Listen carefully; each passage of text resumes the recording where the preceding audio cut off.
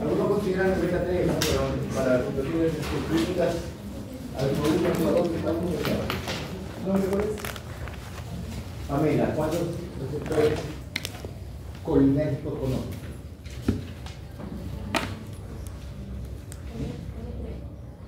¿Cuáles son los tipos de receptores colinérgicos que conoces?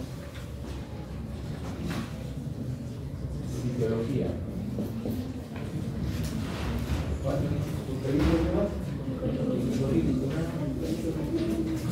Cuando te pregunte cuántos tipos de nicotínicos hay, cuántos tipos de muscarínicos hay, es otra cosa. ¿Cuántos tipos de nicotínicos hay? ¿No ves? ¿Cuántos tipos de nicotínicos conoces?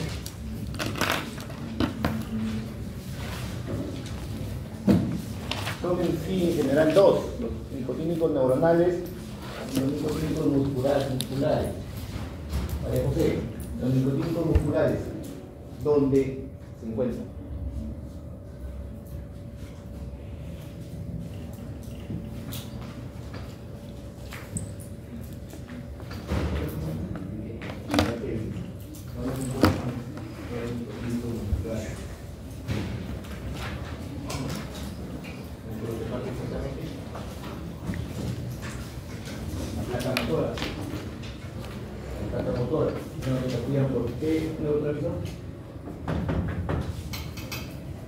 ¿Qué neurotransmisor lo tiene?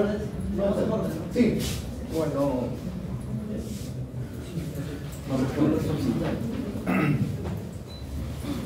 ¿Cuál?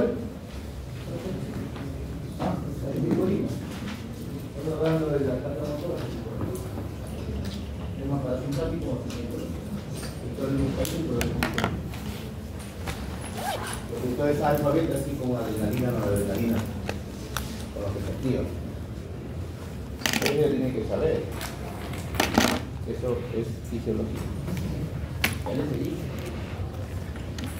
Por obvio motivo. Por el verdadero motivo por qué yo en fisiología no he dedicado a estudiar nada de un hijo. Por eso hay un médico sanitario. Úsenlo. Ya no sabes qué era, ¿no? En el colegio. Muy bien, ya que si no les gusta leer, me voy a estar buscando videos de Batman, de Carolina. Busquen David Vargas. Está toda la fisiología. Toda la fisiología se lo explica con dibujos, esquemas, bien didácticos.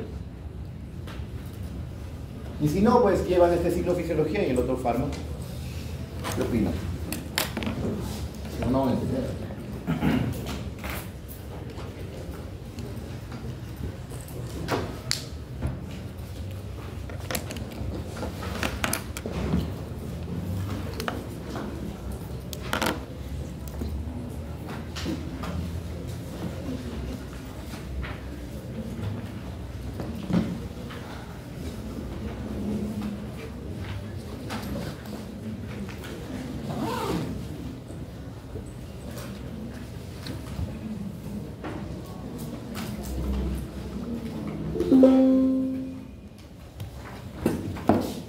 Muy bien. Entonces empezamos por el primer punto, que es fármacos colinérgicos y anticolinérgicos. Pero antes de eso tenemos que hablar de lo que es el sistema nervioso. Podemos entender que hay dos grandes partes o estructuras del sistema nervioso: el sistema nervioso central y el periférico. El sistema nervioso central, ustedes ya saben que está formado por el encéfalo y la médula. Y el sistema nervioso periférico, que está formado por el sistema nervioso somático y el vegetativo. Y el somático, que se encuentra en lo que nosotros llamamos pares craneales y pares aquí. Anatomía. Anatomía básica. ¿Nombre cuál es? Médula. ¿Cuántos pares craneales conoces? Dos. ¿Cuántos cuál es?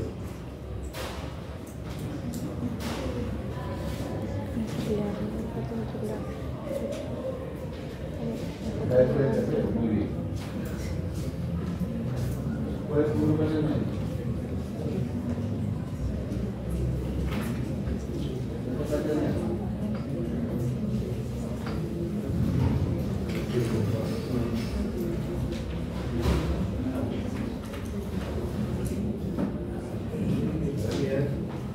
Comunismo nacional. Cuarto es el patético o troquear. El primero, olfatorio. El segundo, óptico. El tercero, motor ocular común. Cuarto, patético. Sexto, motor ocular externo. Séptimo, facial. El octavo, el auditivo vestibular. Noveno, el ojo salino. Décimo, pavo.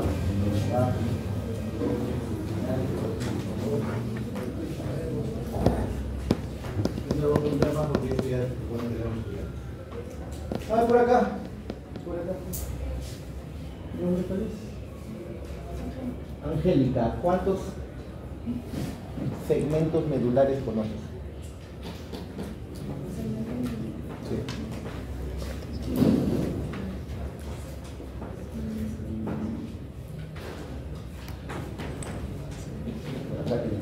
¿Cuántos segmentos medulares conoces? Sí, Ahí, ¿cuántos segmentos medulares? Claro, ¿cuántos pares raquídeos conoces?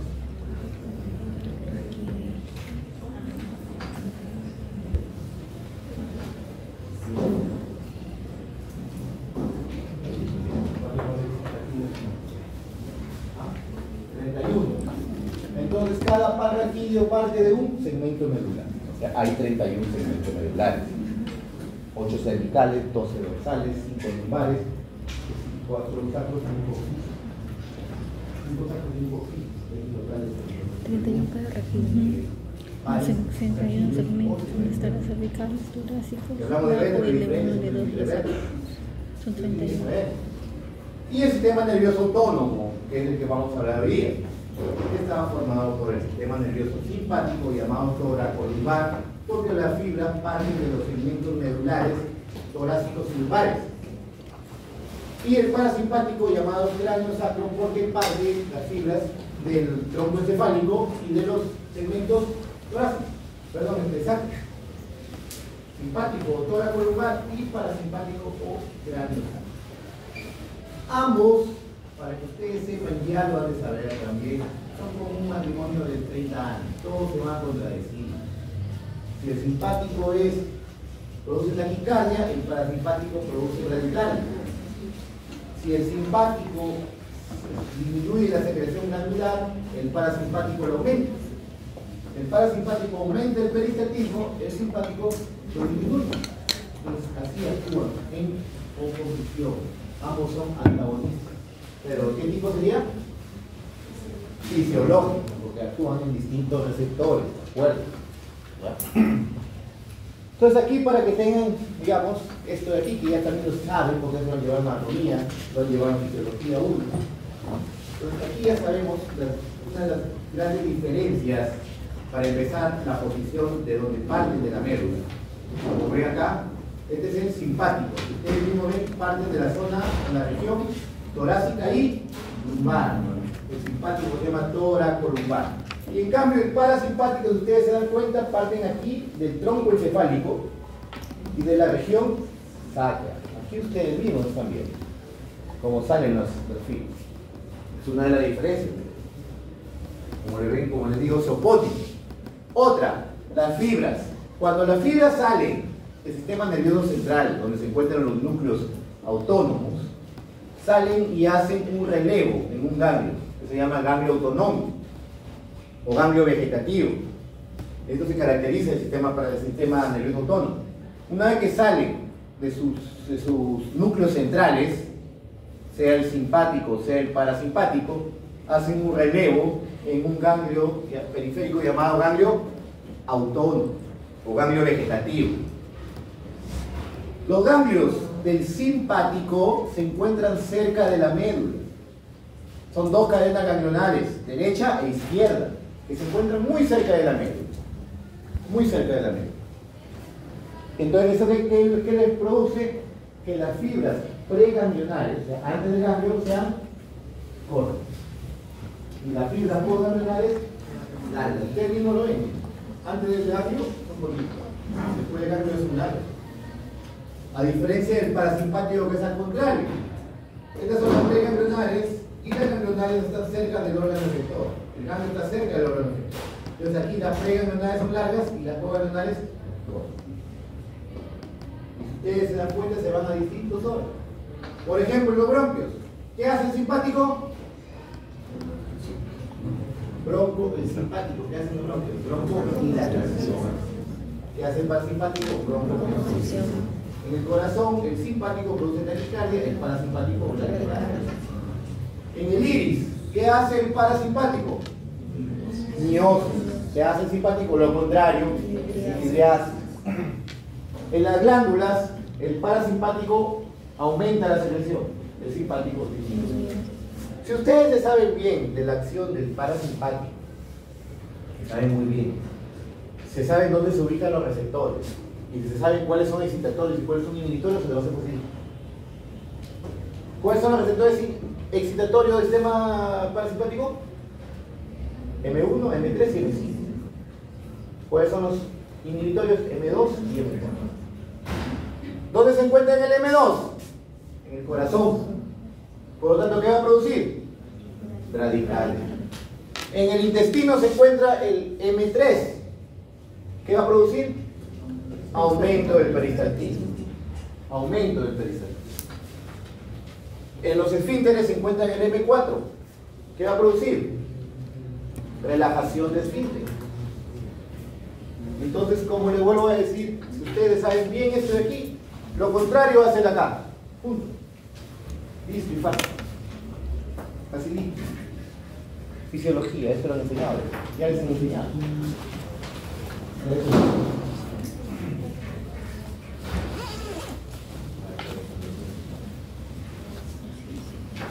A ver, María José.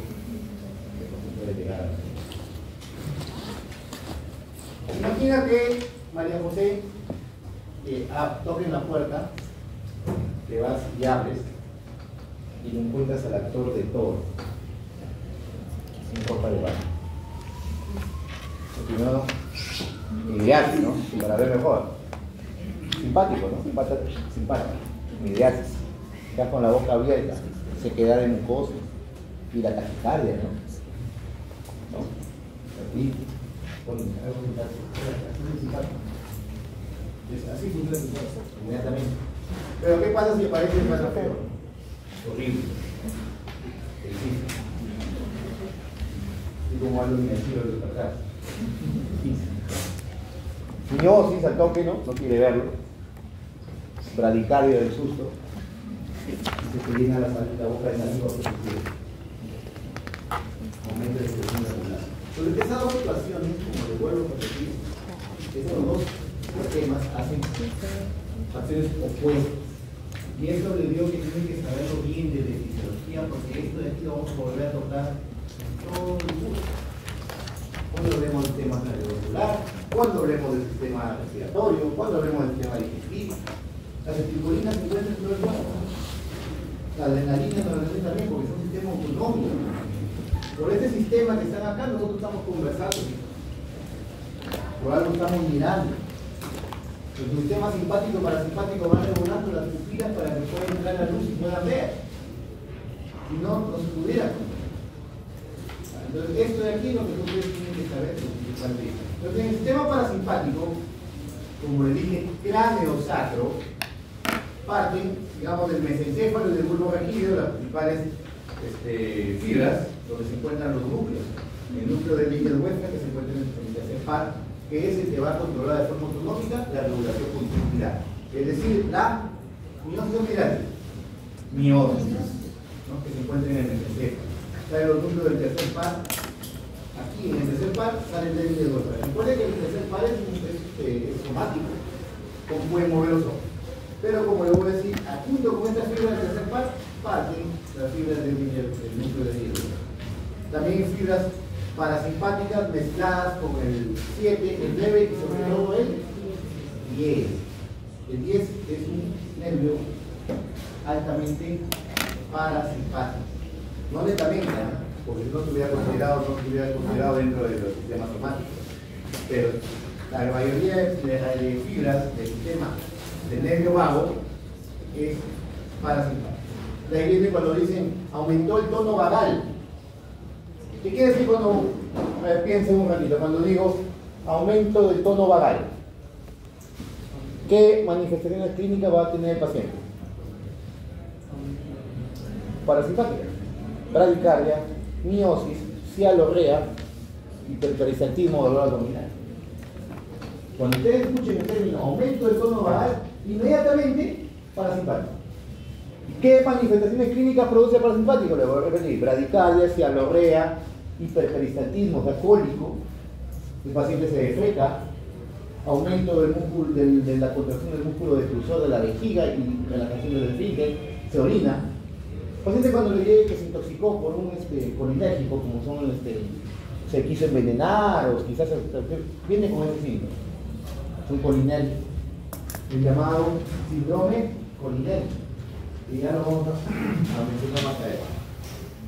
Parte también fibra del bulbo raquídeo y de la parte espinal sacra, ¿no? De los segmentos 2, 3, 4, los medulares, y se van hacia el intestino grueso, vejiga y el genital. Recuerden aquí, por ejemplo, en el aparato reproductor masculino, el parasimpático produce la erección y el simpático la eyaculación. Eso no se olvida. Y para que se les acuerde, parasimpático. Y al final, claro, ¿qué es la erección? La primera parte de la excitación.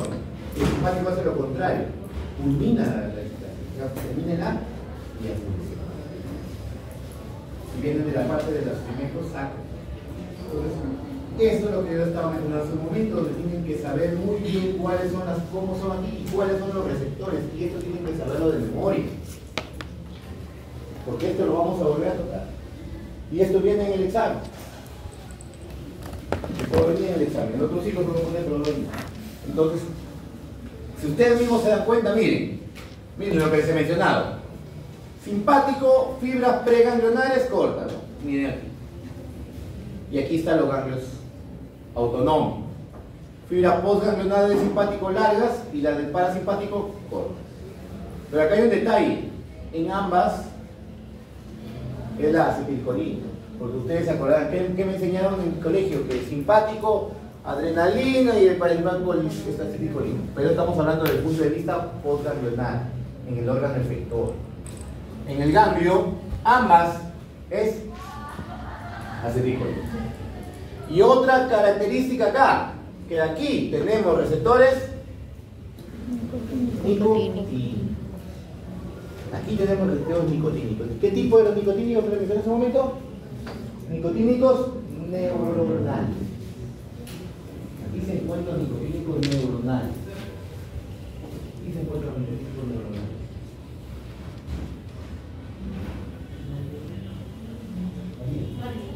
Además del licor. ¿Qué tipo de receptor son los nicotínicos? Yo no sé. Son receptores de canal iónico activados por ligado. Se encuentra a nivel de los ganglios autonómicos, los nicotínicos neuronales. En cambio, en los postganglionares o en el órgano efector, el simpático presenta los receptores alfa y beta. ¿Y cuál es su neurotransmisor? La noradrenalina. Aquí están bien ustedes. Y en el parasimpático, ¿cuál es su neurotransmisor en el órgano efector? Acetilcolina. ¿Y cuál es el receptor en el órgano efector? Muscarínico. Muscarínico. Si hablamos del parasimpático, muscarínico. ¿Y dónde encontraríamos nicotínicos en el órgano efector? Hace rato lo dijeron.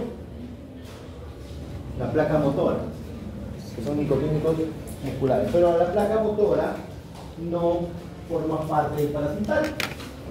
Porque el músculo es por nervios somáticos. Yo lo puedo mover a mi antojo, yo puedo levantar el brazo, no se levanta todo.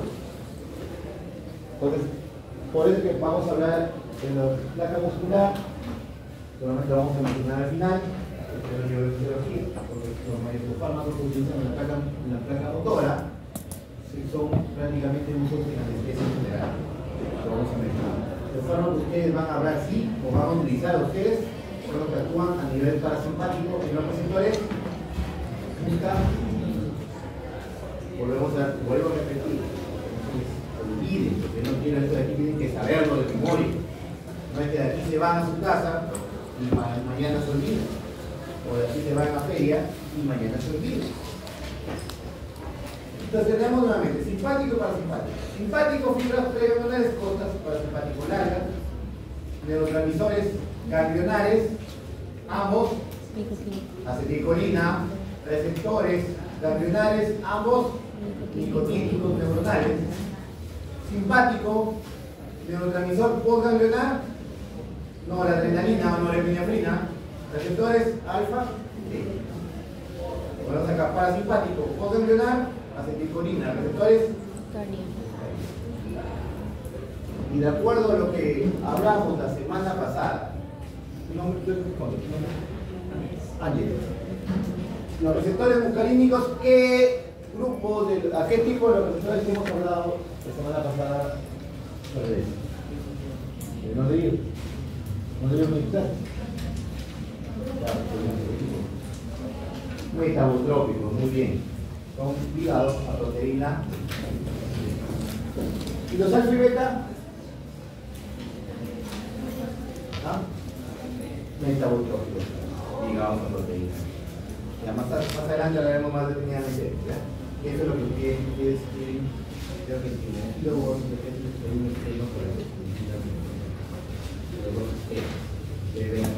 parasimpático cráneo.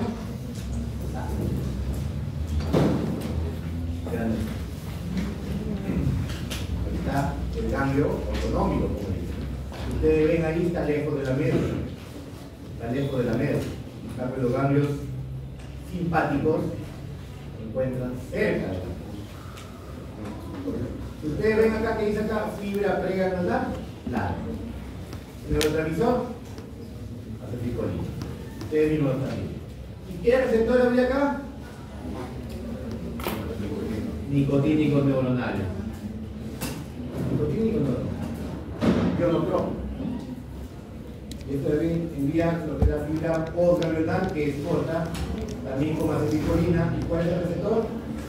Muscarina.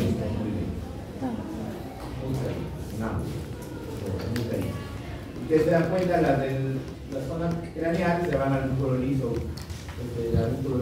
glándulas, nervios terminales, también el corazón. Y lo que hablamos de las fibras que salen de la región sacra se van al órgano reproductor y al músculo detrusor. El músculo detrusor es el músculo de la vejiga. Por eso que la actividad parasimpática en la vejiga aumenta el tono vesical. Aumenta el tono vesical. Y es importante en los pacientes con cosas, pero vamos a hablar más adelante. En cambio, como ven aquí, el simpático, ya lo saben, parte de la médula de la región toracolumbar, fibras preganglionales cortas. ¿Y cuál es el neurotransmisor? ¿Cuál es su receptor acá? Las fibras. En el caso de la médula suprarrenal, van directamente, los nervios que salen de la columna, de la médula, perdón, van directamente a las glándulas suprarrenales, específicamente de la médula, directo, no hacen relevo en ningún plano. Es distribución de la. Entonces ahí tienen los neuroquímicos neuronales. Hay una parte de las fibras postganglionares, ojo, esta es la excepción a la regla, todo tiene excepciones, de las que están en las glándulas sudoríparas, donde parte del sistema simpático, pero la neurotransmisión postganglionar es colinérgica. Es colinérgica. ¿Qué pasa cuando hay una... Ustedes se van un día, pongamos, por los caminos de La Paz, caminando a las 3 de la madrugada, y por ahí sienten que le tocan el hombro. se voltean y no hay nada. Pues en ese momento se activan y movilizan las hormonas adrenérgicas. ¿Con qué finalidad de salir corriendo y volando? Pero para eso hay una vasoconstricción generalizada. ¿Con qué finalidad? De llevar la sangre a los músculos y al sistema cardiovascular para que pueda salir volando. Esa vasoconstricción, por lo que te pones pálido, de susto. Y esa palidez te lleva, como dicen, que está sudando frío. Suda frío por la vasoconstricción, porque uno cuando hay vasoconstricción, la temperatura baja, se pone frío, pero al mismo tiempo suda. Porque se supone que uno cuando hace calor suda para eliminar líquido y lograr temperatura. Pero ¿por qué sudas frío? Por esta acción. Porque hay actividad simpática, pero al mismo tiempo te activa las glándulas sudoríferas. Hay una vasoconstricción, y el término suda frío, así como el muchacho que está con el celular y no da cuenta y atrás está viendo la enamorada, igualito, pálidos y empiezan a sudar. Bueno, entonces, la mayoría de fibras parten y su neurotransmisor, ¿cuál es? Noradrenalina. Que se van al músculo liso, glándulas neurorenales, músculo cardíaco. De hecho, receptores como ven, alfa 1, alfa 2, beta 1. Tenemos unas fibras que producen dopamina que se van hacia el músculo liso de la vasculatura renal.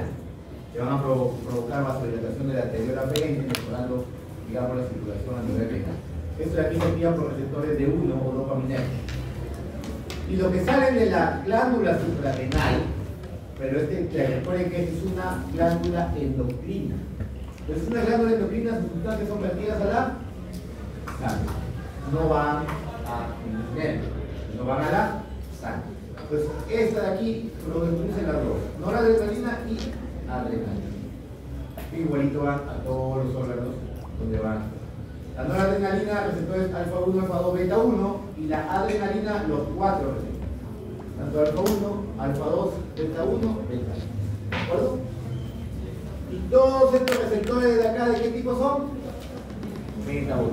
Y eso es lo que vamos a estudiar más tarde. Entonces aquí es un resumen de la fisiología del sistema nervioso.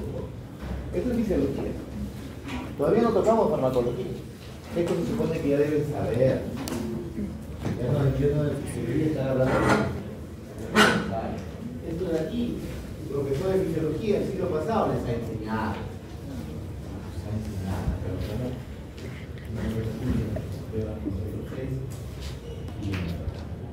Entonces seguimos con fisiología.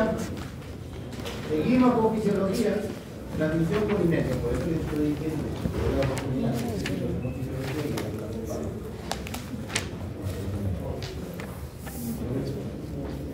La neurotransmisión colinérgica va en varios pasos. El primero, que es la biosíntesis, la formación de la neurotransmisor, que es la, ¿cómo se llama el neurotransmisor?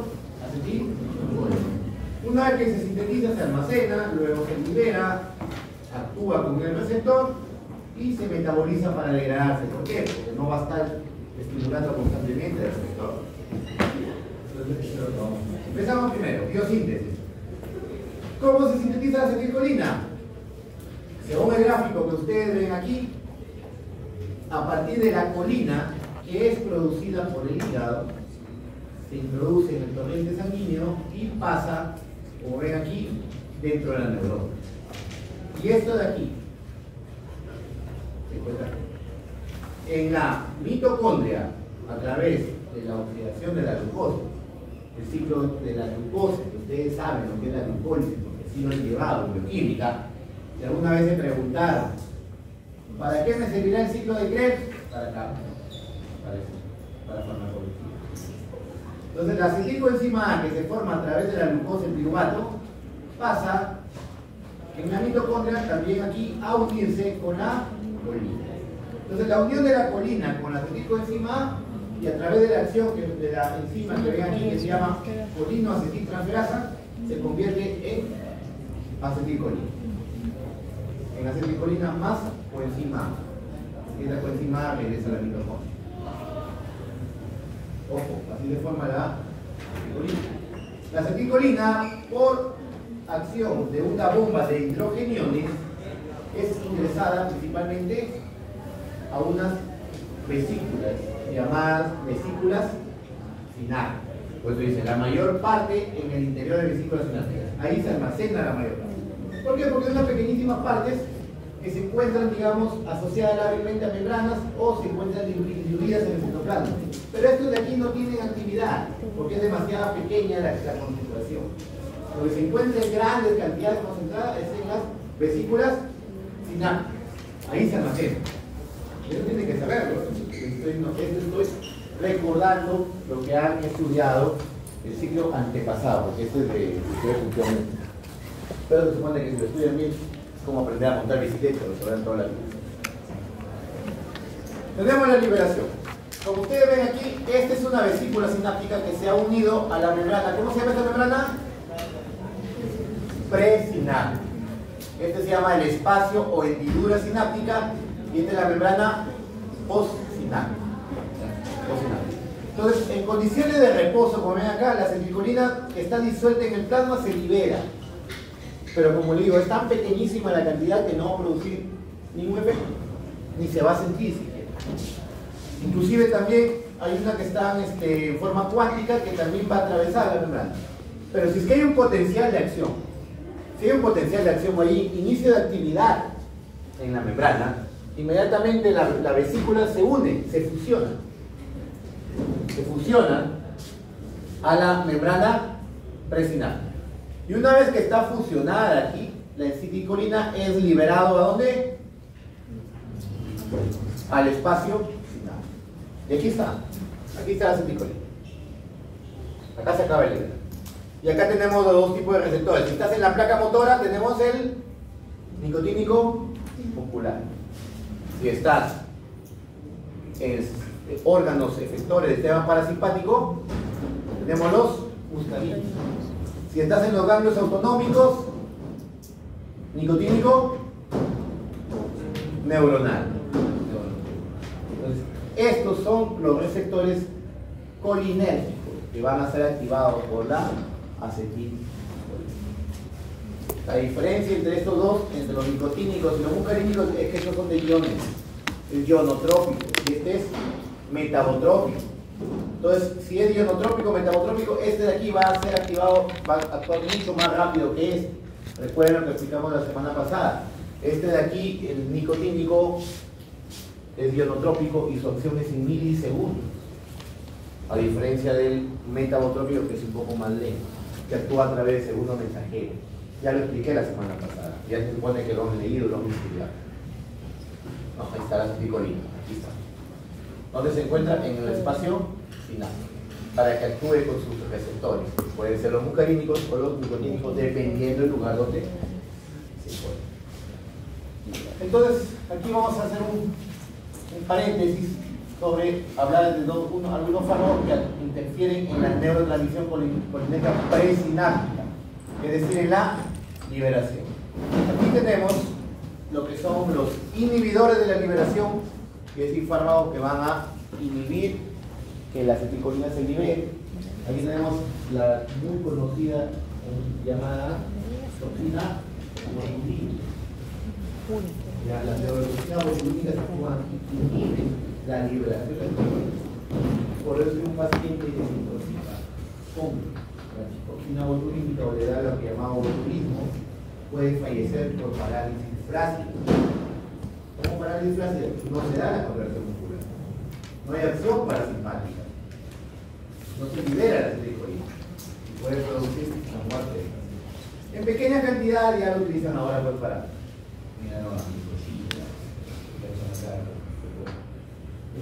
cabello, no sé qué es un motor, no sé, capilársela porque después lo mueve. Pero bueno, pues los venenos conocidos más potentes y mortales que se producen en el botulismo, que es una neurotoxina que va a producir, ahí dice muerte por parálisis muscular. ¿Qué tipo de parálisis le dije? Flácida, porque no hay liberación de acetilcolina. En polipéptico hay dos tipos de toxina botulínica, la toxina botulínica A y la B. También se utiliza para aplicaciones terapéuticas, porque acaso algunas enfermedades como los espasmos musculares severos, contracturas musculares, la enfermedad del cuadro llamado tortícolis. Tortícolis no es que tú dormiste mal, que te hace así, pero no, el tortícolis es una parálisis estática del músculo. ¿De qué músculo? Del esternocleidomastoideo. ¿Nombre? Karen. ¿Dónde se inserta el esternocleidomastoideo? Arriba y abajo. En el esternón. Y ahí pude más. Arriba de la apófisis mastoide. ¿Qué hueso es? Hueso temporal. La apófisis mastoide es el hueso temporal, es el mastoideo. Y se llama esternocleido. ¿Por qué externo y clavícula? Entonces, el borde de la clavícula y los dos dientes que se unen tanto en el esternón y la clavícula forman un triángulo.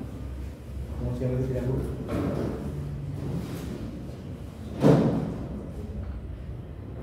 Un punto de rectángulo. Había un dedo. No va a ser.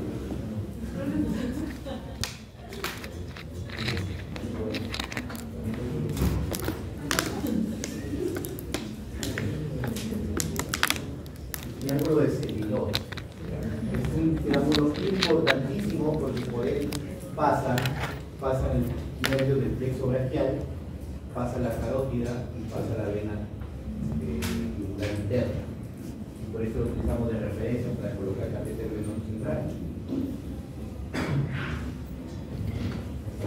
No, ¿para qué sirve la anatomía? Parece posible.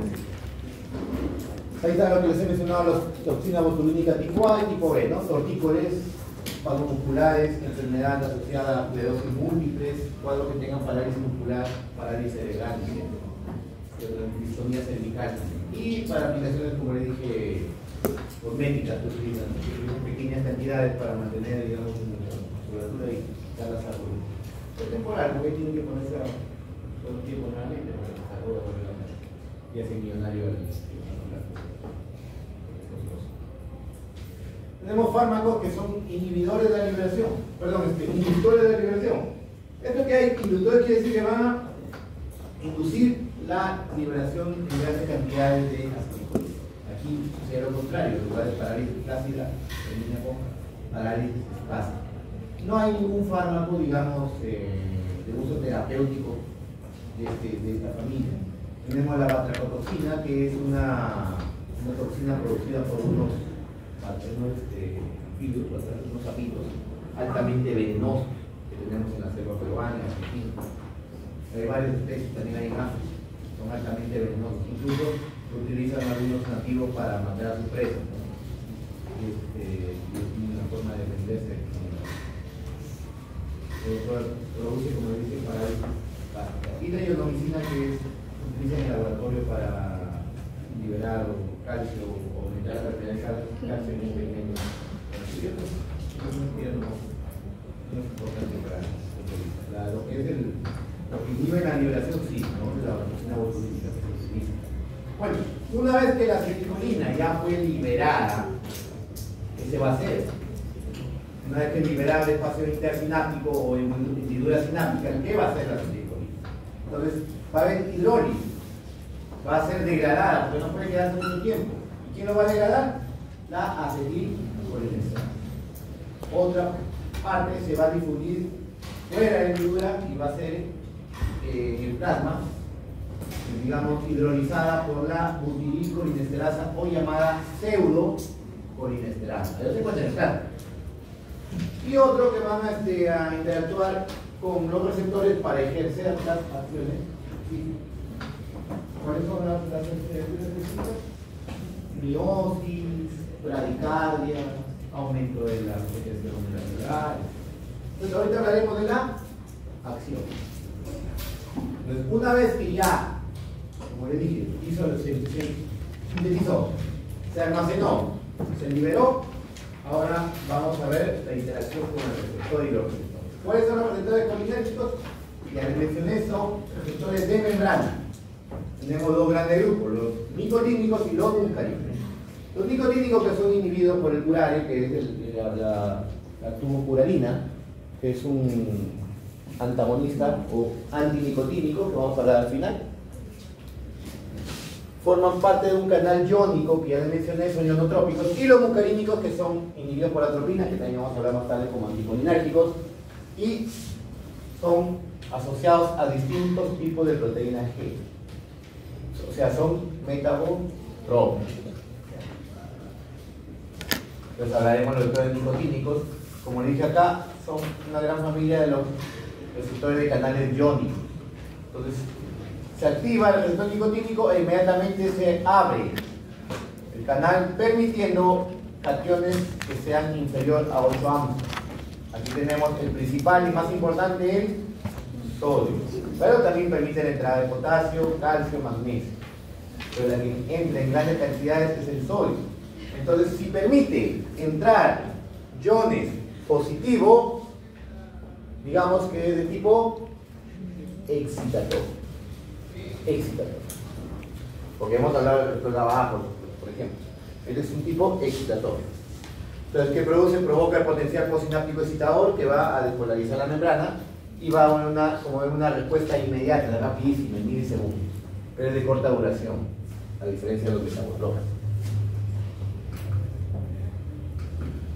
Aquí está lo que les he mencionado, ¿no? Una respuesta inmediata y de corta duración. Aquí está el receptor nicotínico. Está formado por 5 subunidades, 2 alfa, una beta, una gamma y una delta. Estos van a estar, digamos, rodeados, formando acá una forma de pentágono. Estos M1 y M2 son proteínas que se encuentran aquí, no tienen nada que ver con los receptores muscarínicos, sino que así lo han denominado, no vayan a confundirse. Acá estamos hablando del receptor nicotínico. Aquí lo que nos importa son estas 5 subunidades que se encuentran dispuestas formando un pentágono en el centro, que es el canal iónico. Entonces, aquí, el centro. Entonces, como les he mencionado, una vez que la acetilcolina viene y se une específicamente en las interfaces de la subunidad alfa-delta y alfa-gamma. O sea, ¿dónde está el alfa? Acá. Aquí, aquí y acá. Ahí es donde se tiene la acetilcolina y se une inmediatamente y se ancla, permitiendo la apertura y el ingreso o pase del ion sodio. Entonces tenemos los subtipos que les mencioné hace un momento, los nicotínicos musculares y los nicotínicos neuronales. Estos neuronales pueden ser periféricos o centrales. A nosotros nos importa estos dos de acá, que son los que se van a activar con los fármacos que se utilizan. Los nicotínicos musculares son los que se encuentran ¿dónde? En la placa motriz. Y los fármacos que utilizan para esto de aquí es lo que utilizamos nosotros en anestesia, para bloqueo neuromuscular y el paciente deje de respirar, para yo ponerle un tubo y ponerle un ventilador mecánico. Esto es lo que actúan, ¿no? Que se utilizaban también en época de COVID en los pacientes en ventilador mecánico. Los nicotínicos neuronales, que ya sabemos dónde se encuentran, ¿dónde? En los ganglios vegetativos. En la médula suprarrenal también, ¿se acuerdan? En el gráfico va directamente activa ahí la médula suprarrenal. Porque ustedes se acuerdan que la glándula suprarrenal está formada de dos grandes estructuras: la corteza, que produce glucocorticoides y mineralocorticoides, y la médula suprarrenal, que es una parte, digamos, una extensión del sistema nervioso autónomo, porque produce noradrenalina y adrenalina. Y los nicotínicos neuronales centrales, que forman parte de los grandes nicotínicos neuronales, se encuentran en el sistema nervioso central. A nosotros los más importantes de los que vamos a hablar son de estos dos. Ahora tenemos los receptores muscarínicos, que son los más importantes o los más conocidos, y se encuentran en todo el organismo, en diferentes sitios de nuestro sistema, en nuestro organismo, ahí se encuentran. Son esenciales en la transmisión fisiológica, son presentes prácticamente en casi todos los órganos. Controla la parte de la neutralización, control motor, regula la temperatura, ¿no? Regula la temperatura y vasodilatación. Hay bradicardia, controla el ritmo cardíaco, también tiene que ver mucho con la memoria. Sistema nervioso autónomo periférico en los ganglios vegetativos. Aquí se encuentran plexos nerviosos, contracción del músculo liso, génesis de producción de estímulos cardíacos, etc. Y vamos a ver después poco a poco. Aquí tenemos los 5 tipos de receptores muscarínicos. facilísimo de aprender. M1, M2, M3, M4 y M5. Más fácil todavía, cuando les pregunte cuáles son excitatorios, los impares. ¿Cuáles son inhibitorios? Los pares, M2, M4. Tipos de proteína G. Si son excitatorios, tienen aquí lo ven, GQ.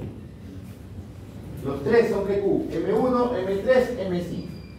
Y el M2 y M4 son inhibitorios. ¿Qué tipo de proteína G? G. Y ustedes mismos se están dando cuenta acá. Activan la fosfolipasa C, generando el diacilglicerol y el inocentrifosfato, que son los segundos mensajeros. M1, M3, M5.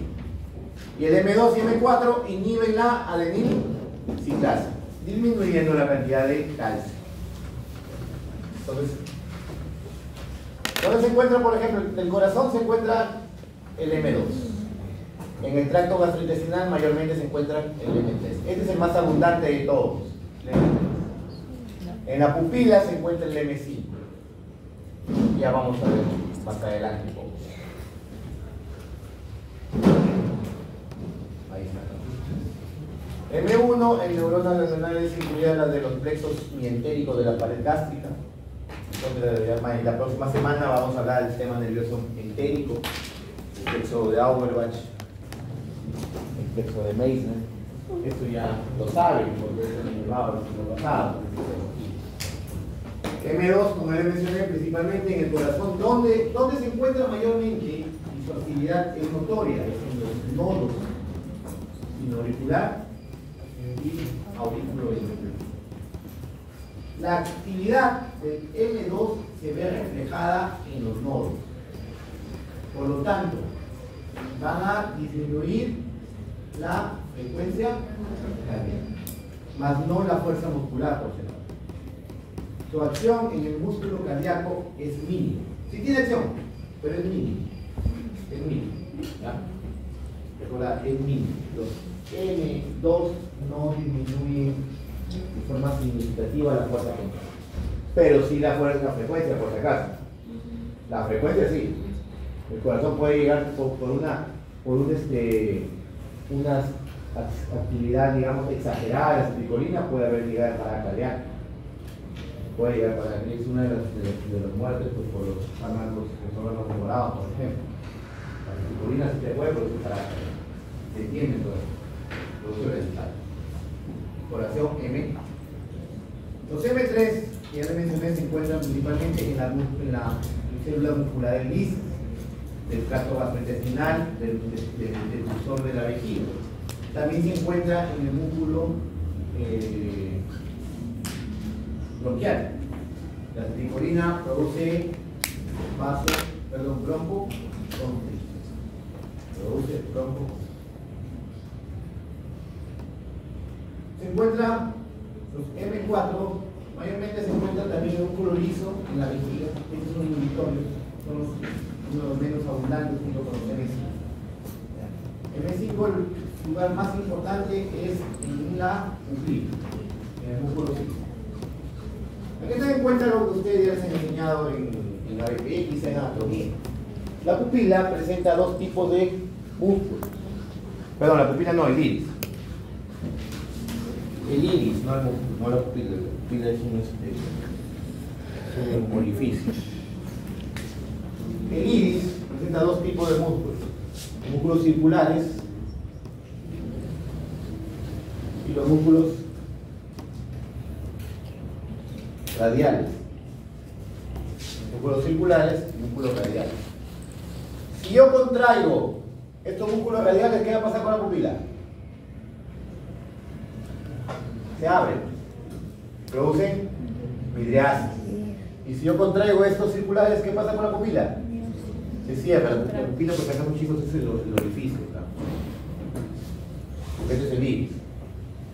Entonces acá se cierra. Entonces los músculos circulares son los que son activados por los receptores M5, que son excitatorios. Entonces, ¿qué hace? Contrae y cierra produce una miosis.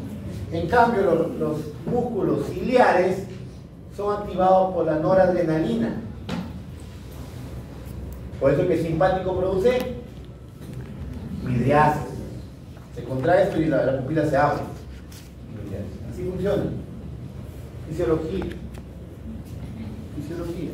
Por eso digo, supongo que esto sí les han enseñado. No se quieren acordar. Muy bien. Metabolismo. Una vez que ya la acetilcolina activó los receptores muscarínicos o nicotínicos, tiene que ser metabolizado porque no puede permanecer ahí.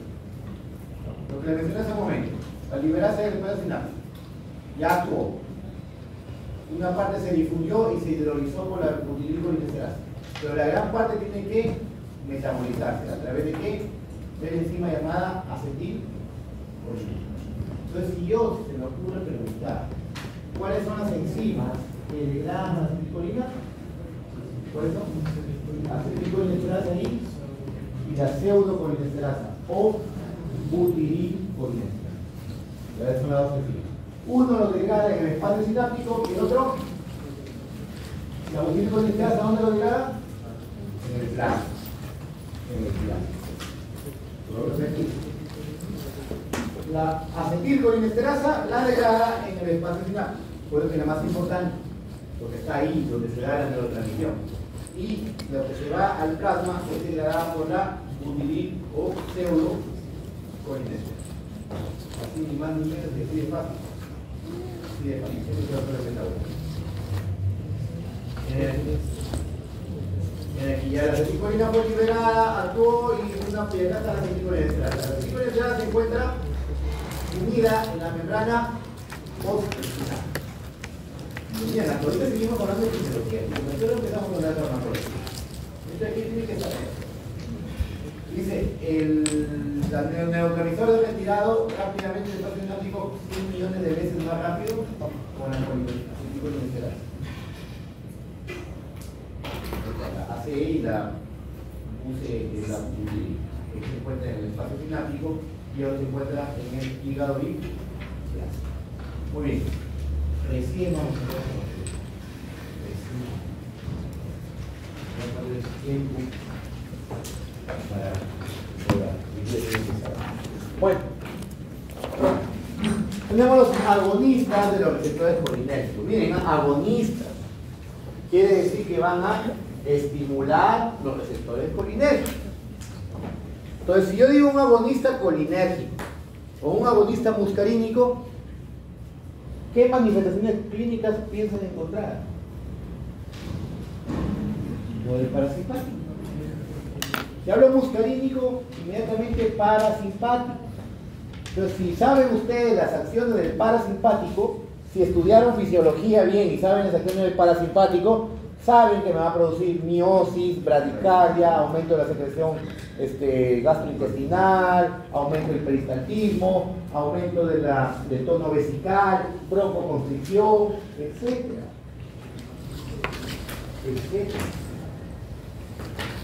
Pero tienen que saber. Por eso los comentarios en fisiología van a tener que estudiar. Los términos sinónimos que ustedes pueden encontrar, como ven ahí, como parasimpáticos miméticos, agonistas colinérgicos. Entonces tenemos dos grandes grupos.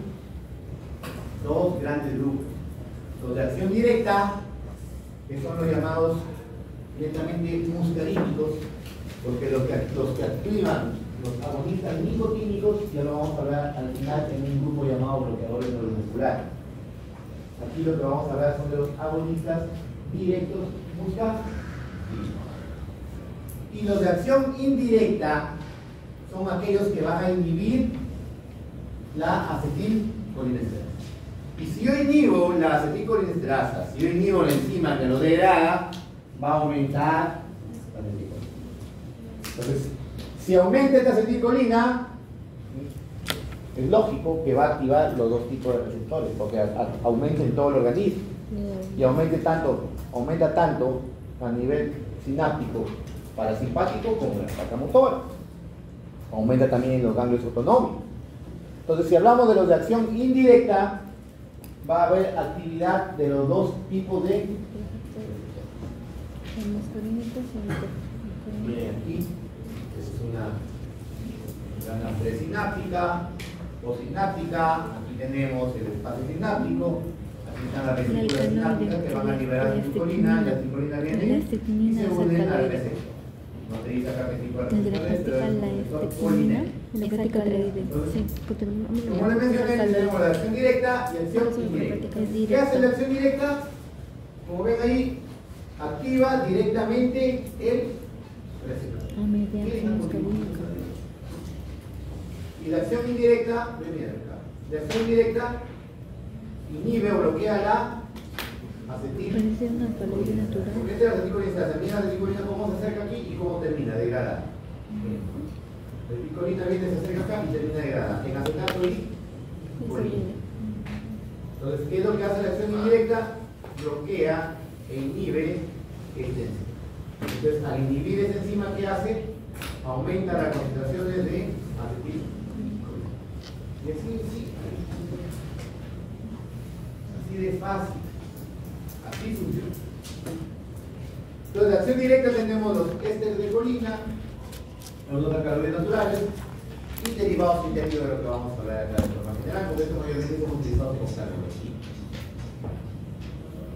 Solamente tienen acción muscarínica, ya lo mencioné hace un momento.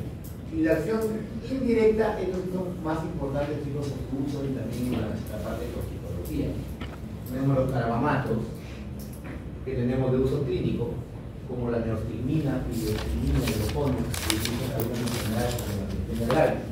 También lo utilizamos en anestesiología para revertir la anestesia, los bloqueantes neuromusculares. Y los venenos, el carbaril, el baigón, el campeón, el veneno para ratas. Ellos son carbamatos. Y los órganos morados, que de por sí no hay para uso clínico, son toxinas, son plaguicidas. Y que ustedes, cuando estén haciendo su serum, o se vayan a hacer su serum donde abunde la actividad agrícola, van a tener varios casos de intoxicación por otros. Y por algunos por ahí que quieren también matar, también he tenido varios de tienen que saber actuar. El cuadro florido, aquí lo vamos a hablar de son inhibidores de la toxicidad. Aquí van los dos tipos de receptores, por lo tanto, si ustedes vienen intoxicados por estos, van a ver signos y síntomas nicotínicos y signos y síntomas musculares. Entonces, los de acción directa que ya les mencioné, los ésteres de colina, alcaloides naturales y derivados. Tenemos los de colinas con ácido acético, tenemos la acetilcolina, que ya sabemos lo que hacemos, la melacolina, la alcohol, el alcohol, como la butaína o la tirocatina, esta es muy utilizada en oftalmología, igual que la centromelina o la ozoponemona. Efectos farmacológicos, miren, ¿no? Efectos farmacológicos son la consecuencia de la activación de receptores colinérgicos. Prácticamente les estoy diciendo, los efectos farmacológicos van a ser dependiendo qué receptores se activan. Si activan receptores nicotínicos, va a haber signos nicotínicos. Fasciculación, por ejemplo. Si activa receptores muscarínicos, va a haber signos muscarínicos. Bradicardia, miosis, etc. Pero ustedes tienen que saber bien la fisiología para que no se les haga difícil en el momento de ya se mandado que vean un video de sistema cardiovascular, ya saben, ¿no? Bradicardia. Va a producir bromotropismo negativo y también bromotropismo negativo. Inhiben los corazones de acetilcolina. ¿Qué receptor? M2. Y el M2 es inhibitor. Estos inhibitorios, como les acabo de decir, que se encuentran en abundancia en los nodos, no en el miocardio, entonces, ¿qué es lo que va a descender? La velocidad de conducción y la frecuencia cardíaca. Si hablamos de frecuencia cardíaca, hablamos de cronotropismo negativo, si es que saben fisiología cardiovascular. Y si hablamos de velocidad de conducción, bromotropismo negativo, que es lo que están viendo en la ley. Y todo está relacionado. La fisiología está relacionada.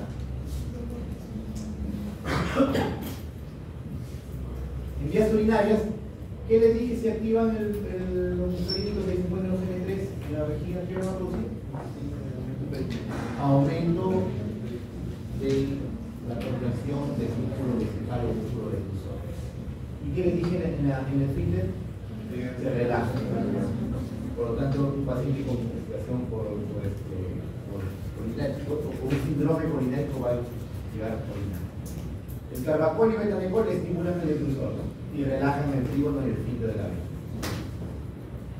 Simplemente la presión puedo utilizar esto de aquí en pacientes que tengan no seguridad o tengan problemas para vejiga neurogénica, ¿no? Que la vejiga no se va a contraer adecuadamente. No se utiliza en algunas situaciones.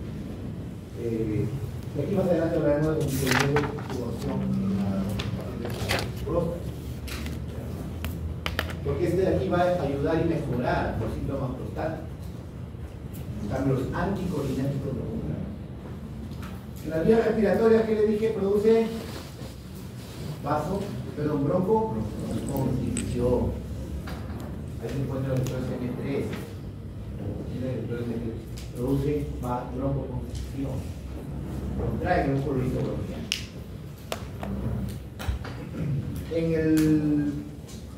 A nivel de la vista, digamos, produce contracción del músculo ciliar. Contracción del músculo ciliar y lo que es, como dije, el músculo del iris, produce la fibrosis, ¿no? El músculo circular. Mejora también la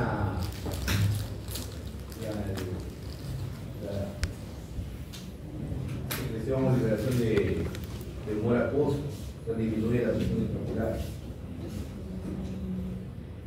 Tenemos sistema nervioso central.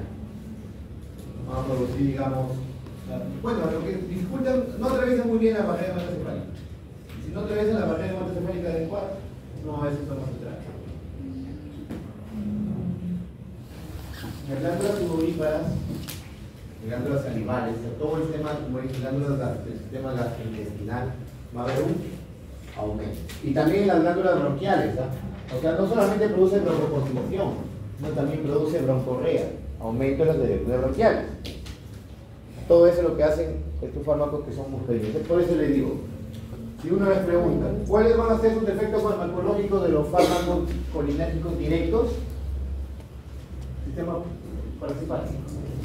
Claro que en forma exagerada. Va a aumentar la broncoconstricción, va a aumentar la broncorrea, la cefalorrea, etc. Por eso les digo, si ustedes se saben bien tema parasimpático, esto se lo pasean.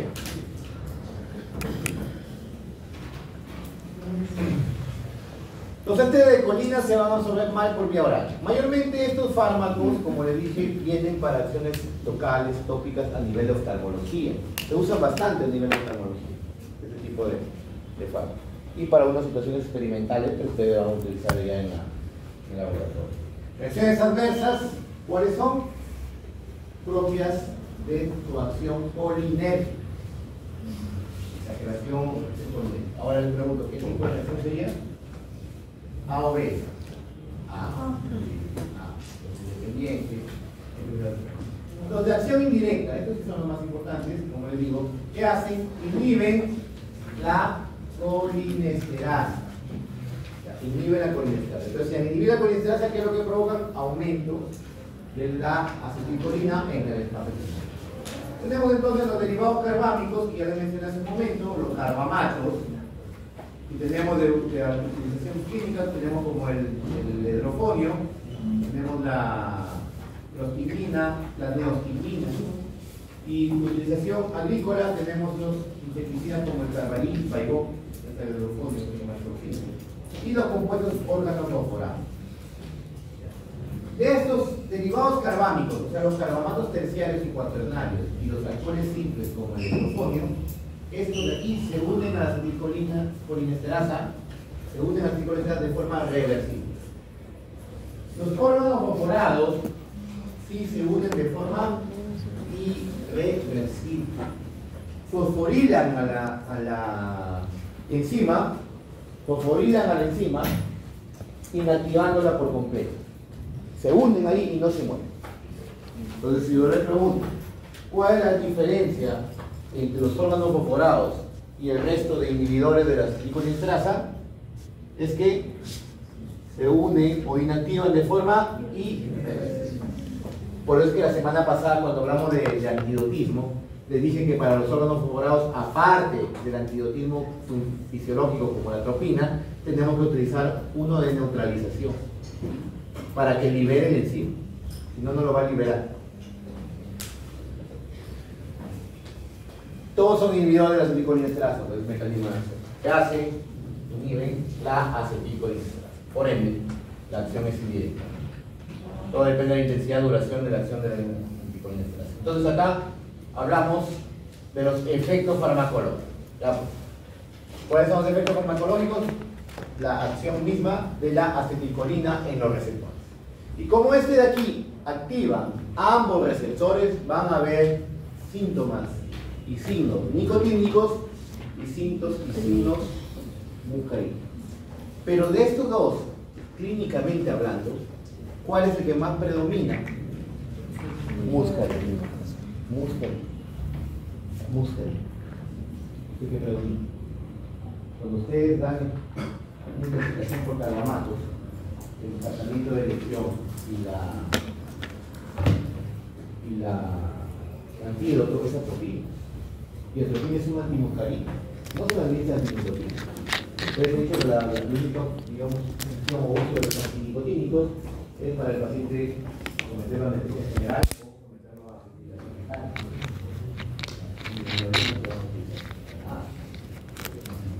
O sea, produce parálisis y se muere. Nosotros utilizamos el anestésico, pero lo voy a meter a un ventilador. Si no, no lo puedo utilizar. Acá hay distinciones con él también. Entonces, inhiben la aceticolinsterasa tanto el sistema nervioso central como el sistema nervioso periférico. ¿Qué es lo que hacen? Entonces, al inhibir la aceticolinsterasa, van a estimular receptores tanto muscarínicos como nicotínicos. Van a activar y estimular receptores nicotínicos como muscarínicos. Y también los colinéticos centrales, que hemos hablado. Entonces, ¿por qué van a esperar ustedes de la acción colinética, tanto de la capacidad de atravesar la membrana, sobre todo de la barrera hematoencefálica? Tenemos los carbamatos, los órganos fosforados, y ahora se mencionan. Ambos activan los dos tipos de receptores. Ahora, como les voy a decir, la diferencia entre carbamatos y órganos fosforados es la reversibilidad de la unión a la aceticolinsterasa. Los órganos fosforados se unen de forma irreversible. Entonces aquí podemos, por ejemplo, sitio de acción, placa motora. ¿Qué receptores tenemos acá? Nicotínicos. Entonces, ¿qué me puedo producir? ¿Qué efectos puedo producir aquí? Puedo producir contracciones musculares, digamos, prolongadas, parálisis espástica y, digamos, fasciculación. Pero a la larga, como son saturables los receptores nicotínicos de la placa muscular, termina en parálisis flácida. Al inicio se contractura